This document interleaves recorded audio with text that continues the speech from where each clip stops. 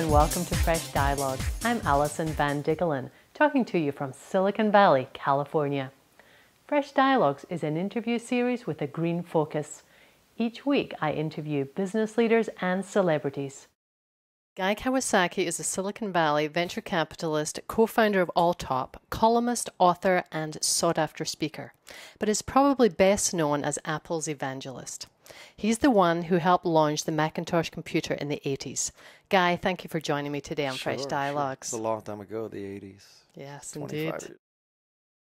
But from a VC point of view in Silicon Valley today, I mean, what is the reaction of your friends and colleagues? I mean, what? To the whole economy, to, you know, the venture capital model. Well, I think the venture capital model is fundamentally broken, but for different reasons.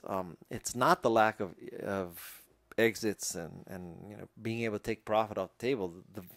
The challenge for the venture capital business is through a series of forces, including open source and the recession. So there's lots of people available for very low prices and cheaper commercial real estate and less noise and all that.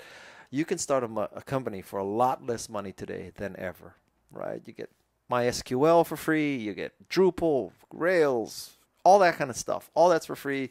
All your friend is unemployed, so they can be programming at night. You know, life is good in that sense. So now you really don't need $2 million to build a prototype. You should be able to do it now for $50,000. But now, obviously, I'm talking about a certain kind of company, right? I'm talking about a Web 2.0 content, social network, something. I'm not talking about finding a cure for cancer. You can't, you know, can't do that with open source drugs, right? Although somebody will think of that. But generally speaking, it's much cheaper to start a company. So now, you know, it means that fewer and fewer people need to raise $2 million. Arguably, they will raise $100,000 from their friends and family and not even need venture capital. And so if you're a $500 million fund, you cannot invest that fund $100,000 at a time. Not even 100 in Series A and 5 million in Series B. And, you know, it's mathematically hard to do that. So that's the question. So is Garage still investing? Yes. Actively investing? Yes. But we were never a $500 million. Don't get me wrong. Sure, I understand. Don't get me wrong. Oh, yeah. I know you're a seed and early stage. No, I know. No, I'm not, that's not. Yeah, that's true, too. But don't get me wrong. If I were a $500 million fund, I would be spinning a whole different story for you. Okay? Okay. And what would that story be? Oh, that story would be we have very deep pockets.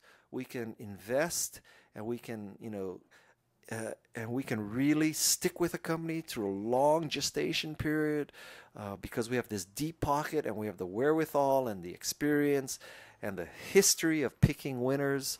So with our $500 million funds, we can invest $1 million. You know, why should an entrepreneur who can, you know, scrape together something with $100,000? We are such good judges of character, and we're so omniscient and omnipotent that rather than having those two people suffer with $100,000, we're going to adequately fund them for $2 million, accelerating their growth, accelerating their success, accelerating our liquidity event. Pitch down, I can bullshit all day long. So $500 million fund is the only way to go. Right. You believe me? But, no. But you say it convincingly. Guy, thank you for joining me today on Fresh Dialogues. Sure. Check out freshdialogues.com for interviews with Paul Krugman, Martin Sheen, Tom Friedman, and many others.